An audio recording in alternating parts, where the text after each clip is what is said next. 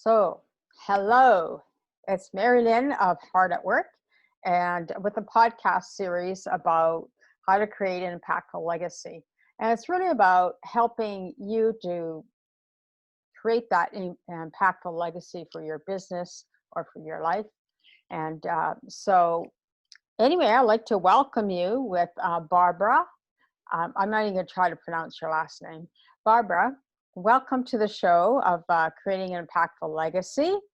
And anyway, we were chatting earlier about how sometimes, I usually prepare the questions ahead of time, but I only do that because I want people, it helps me stay focused, really. Otherwise, I'm over somewhere else. But anyway, welcome, Barbara. And look forward to hearing our conversation together. And Okay. so share a little bit about how you got started doing what you're doing. Well, that's quite a story. So at this moment, running a coaching business, and I'm 50 years old, so happily married. Kids are 21, 19, and 17. But at the age of 32, I was running a construction business, which I had started because I grew up in that kind of business. And I was diagnosed with a stage 4 skin cancer at the age of 32. My youngest was just newly born. He was 8 weeks old. And as you can imagine, that was a huge shock. Yeah. We were married for 5 years, the business running for 5 years, 3 little children, 2 toddlers, a baby. And getting that diagnosis that you probably have no more than 6 months to live. I had, you could say the most difficult moment was the first night in hospital. When I was the first time without kids or babies in 5 years, because when they're small, you always have one of the children, and you have that warmth and that coziness. So I was there in hospital all by myself, and I felt like tears coming up. And I was thinking, okay, I miss my kids. And then I was thinking, well, where they are right now, they are surrounded with love and warmth. They were with my parents-in-law. And they are really too young to really, even realize what's going on. They were just they were staying. So I was thinking, okay, what is the best thing I can do right now to help myself? And there was one thing that I had in my power. I decided to give the doctors faith that they would help me with my body. But the one thing that I could do, that was to keep my mindset strong, to keep my thoughts positive. And you could say, well, Barbara, that's easy, easier said than done. But I was so convinced that staying positive would help me. I was so convinced that starting to whine and starting to complain and starting to have dark thoughts would weaken me. So the next day, I called my husband and told him to buy me some books about cancer survivors. So I started to read stories about cancer survivors. And everybody who would come into the hospital room, I would always say, I want no tears here. Because many people came to say goodbye because, I was still 6 months. They gave me 6 months. People I hadn't seen in 5 years, 10 years, people from high school coming. They saw me, they started crying. I said, stop. I'm not dead yet. Yeah. That doesn't help me. And that doesn't help me. Right. I wanted, even if I would have died, I could as well spend my last months with a joyful spirit. I wanted to deeply enjoy each moment that was still given to me, and not have it with, you could say, telling over and over again how painful the surgery was, how awful the chemotherapy was. Because in repeating that, I think people do not realize enough. If you keep repeating negative stories, Mm-hmm. It just weakens you. Right. It doesn't help you at all. Mm-hmm. So that was the first, like shift that I did. Like, I will only keep my mindset strong and keep my thoughts positive. And the second thing was, okay, if this would, like end at 32, Mm-hmm. my legacy, am I happy about those 32 years? Right. And the answer was no. I was Really? not. I was not. I had been, you could say, living up to expectations from other people. Mm-hmm. I followed the path like so many of us do. Right. You go to high school, to college, you marry, you start a business, and it was mostly based on unconscious choices. Mm-hmm. And I always had that natural thing of guiding people. People would come for advice very easily to me. Mm-hmm. And I love doing that. That was what made my heart sing. Mm-hmm. And yet I was there in the construction business. So I promised to myself, okay, if I'm going to survive this, I'm going to build a legacy. Mm-hmm. And when I came home from hospital and after a year of chemotherapy, I started, you could say, a journey of self-discovery, Right. following trainings, reading tons and tons of books of self-development, spirituality, psychology, getting coaching certifications, all while still running my construction business. Right. Because, you have investments. It's Mm-hmm. not like I could close the door. Yeah. Business, that's not real life, that, I know that. So that was quite a process. So, and in 2014 I started as a side business, you could say, starting having personal coaching clients. Mm-hmm. And I wanted to end my construction business around 2018, because then I know all investments were paid and I wanted to end it beautifully. Right. But mostly, in most of the cases, life decides otherwise. Right.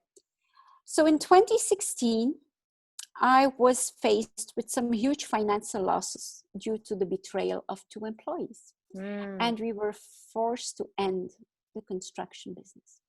As I look back now, like 4 years later, it was a blessing in disguise. Mm. It was like life, the universe, whatever you want to call it, saying, Barbara, enough. Your destiny is not there. Your destiny is elsewhere. Well, we ended with a huge debt. Mm-hmm. We had to sell the business building. And then we had a call from the bank in that period telling us that they might want to, how do you say that, take our house, to sell our house. Oh, okay. So that was, we are living in our dream house. So that night I was devastated. I was thinking, like, again, my bad moment, looking at the ceiling, really talking to God, saying, like, seriously, I survived the stage 4 skin cancer to end up here. Mm-hmm. And I got this, you could say, in the darkest moment, they say the light comes in, and that's it. You surrender. You're like, okay, this is the worst thing that could happen to me. And then I had a deep, you could say, realization, like something within me saying, Barbara, whether you are homeless or not, you are a good and worthy person. Mm-hmm. And it dawned upon to me that until then, much of my identity was attached to that house, to that car. Right. But that's not who I am. Mm-hmm. But if you are like grown up in Western culture, that's there's so much focus on that. Right. So much focus that you are someone when you have that title, when you have that house, when you have that job or that degree. Right. That we are, and it's just the other way around. We are someone. Mm-hmm. And then we can start. We are someone for being born. We are someone. Right. And a week later, I got an offer from BMW. I knew someone in the management team to do some work for them. It was in the you could say, below my level, but I put my pride aside and I said yes. And then I learned another valuable, very valuable lesson. If you have value to offer, it always comes true. So within 6 months working with BMW, I became a member of the management team. They took me for doing quality management, business coaching. I'm still working with them for a big part. That's one pillar of my business. And if I wouldn't have said yes in the beginning, like I wouldn't have had the other opportunities. Right. So sometimes we just have to say yes and see. So, and then I, like the business coaching with BMW, I have my personal coaching clients, which have been booming these past years. And the third pillar is my online courses. So that's the story of why I'm doing what I'm doing. Yeah, no, that's great. That's great. So then, so with your BMW, are you, so what are some of their challenges that you find that they have? That you've been privileged well, I to work think with? one of the challenges is they're always striving for excellence, and they're German, and they can be very, very strict. The bar is extremely high. Right. But translate that to the people in the dealerships. Translate that those people are motivated and inspired too to do the work. That's where I'm mostly coming into, like they have the vision, they set the bar like super, super high in customer delight, customer experience. There's lots of processes, but just keeping like the humanness of it. Right, right. Well, that's good to know that there are some companies, there's many companies actually that consider their staff or employees, human, or have some way of, recognizing and appreciating them, right? Yeah. And what about in your personal side of coaching? What are some obstacles that you find that your clients on a personal note have? Well, there are all entrepreneurs, corporate leaders, and that can really be very vary. How do you say that? No, I'm Dutch speaking originally, so sometimes I have to think about it. That can vary from one person. Sometimes they are struggling in their relationships, and they're all settled in their business. Others have more in their business and their relationships are okay. Others have more the health issues, and it's always, you could say, if you give me a person and you give me the results in his life, I can very easily look through the beliefs that shape them, what is living in their subconscious, how they, you could say, talk to themselves, what they believe, and what's holding them back. Right.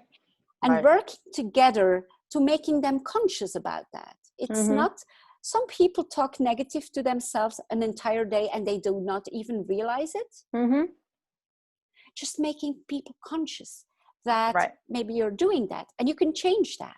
Right. It's exercise, it's training.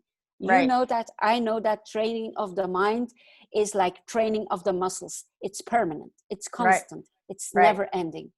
Right. And sort of like somebody saying, I hate to exercise.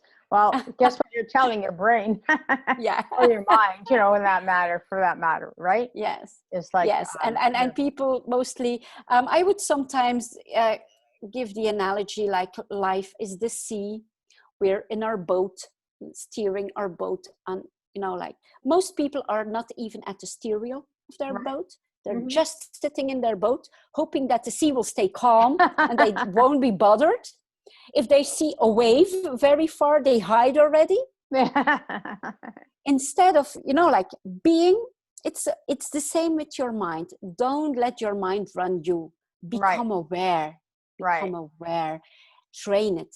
And you become the master. You are at the steering wheel. And if the big wave is coming, just saying, I can do that. You can never become a skilled captain from a calm sea. Right. It's the waves who will teach you how to, like steer that boat. Yeah. Very good analogy that you say about the boat and steering it. And because, you know, waters are never calm all the time, right? No, no, It's no. just like you were given the diagnosis for skin cancer, and then your Yes. business. So those are all different waves that came at you, but you were still be able to resolve them and deal with them. Absolutely. In the moment, it's horrible. Yeah. In the moment, Yeah. it's horrible. Yeah. And in the darkness, it's very dark. Mm-hmm. But then having that kind of that moment that you shift, like, I can do this. Right. And the surrender, like, okay, now, like, what's the worst thing that can happen to me? And then you surrender, and then you it's just not, it's having a certain self-discipline Mm-hmm. in taking your life into hands, Mm-hmm. because you owe it to yourself and you deserve it. Right. Right. Yeah, absolutely. Yeah, I was just thinking as you're talking about that, is your greatest success and your stories come from all the waves that battered you, right, in the storms. Yes, yes, absolutely, absolutely. If I wouldn't have had those challenges, let's say I grew up here in Belgium, middle class parents, you know, like running a business, having the dream house, the dream car. Yeah. I would never, maybe I would have become like an arrogant bitch, Mm-hmm. because I would not know what it is to struggle, or it deepened my compassion Right. so much for people Mm-hmm. struggling, Mm-hmm. because you know that life can hit you hard. Right.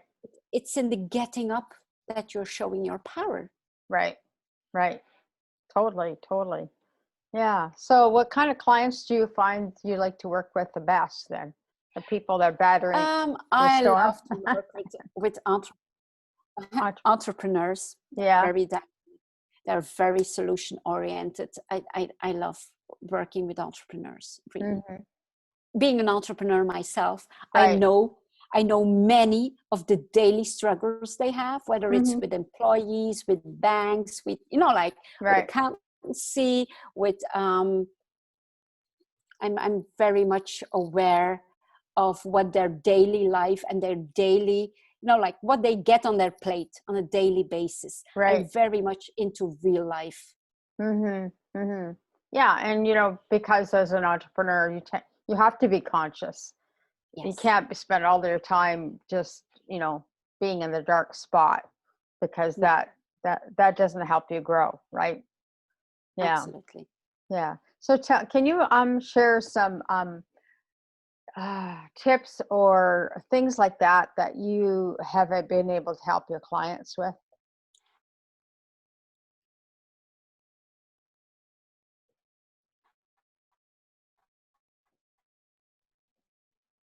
I guess Um, there's a lag going on here.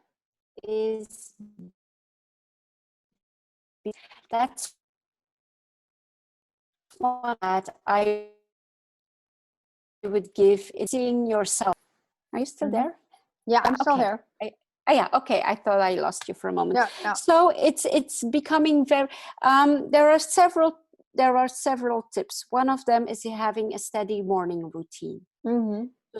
to have a strong mindset to start the day, Okay. which can start with a gratitude, whether you like to pray or to meditate, and really set yourself. You could say, like, not get up and immediately like run through the day with that to-do list and the phone in your hand. Right.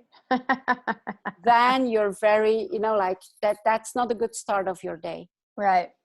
It's really detaching for a moment, breathing, you know, like that you are the master of the day, that the day doesn't run you, you Right. run the day. Right. You set your intentions and how you will.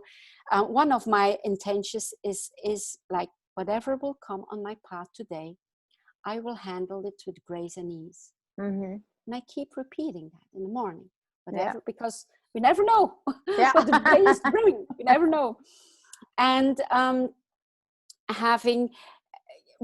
helping people raise their awareness Mm-hmm. on their thoughts, on how they talk to themselves, on seeing that they are not their thoughts, Mm-hmm. that you can change that. Right. You know, that's a very powerful moment when Right. you can detach. helping them see their triggers, what's triggering them, what's in there that we have to, like, is there some unhealed part? Because someone says that, you immediately go in defense. Why do you take that so personally? Like learning them, training them that what someone else says is only a reflection of them. It's nothing to do with you. And being powerful enough to choose your response, not to live in that reactive mode. These are some of the things, like I work on. Yeah, I totally get what you're saying about, responding rather than just reacting to a situation. Yes. It's just like, I had a really good friend fire me away an email that I was just totally shocked by it. So I thought, okay, well, it can't be about me. So, but I wanted to respond to her, right? So I just took the time and just, thought about overnight, okay, how am I going to respond to this rather than just, otherwise I'd fire off an email like, yeah, I know. And even Mari-Lyn, deciding for yourself, how big am I going to make this in my mind? Am I going to dramatize this? Will this be an issue when I'm 80 years old and I look back at my life? Will that be something worth worrying or dramatizing over? So we decide many times something happens and we go woof and we dramatize. And it takes over our entire thoughts. And we are not at the steering wheel anymore at that moment. Yeah, absolutely. Because now whatever was going on is now got the control. It's got the steering wheel. Yes. It's a great analogy.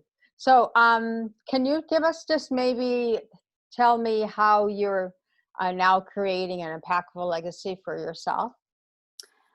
Yes. Well, I have a large Facebook page. I have 185,000 followers. I do a weekly inspirational talk where people, I get responses, like incredible. I'm doing this since 4 or 5 years now. Large email. I'm sending 2 inspirational emails, really feeling like that I'm impacting people on a large scale, whether it's Instagram, LinkedIn.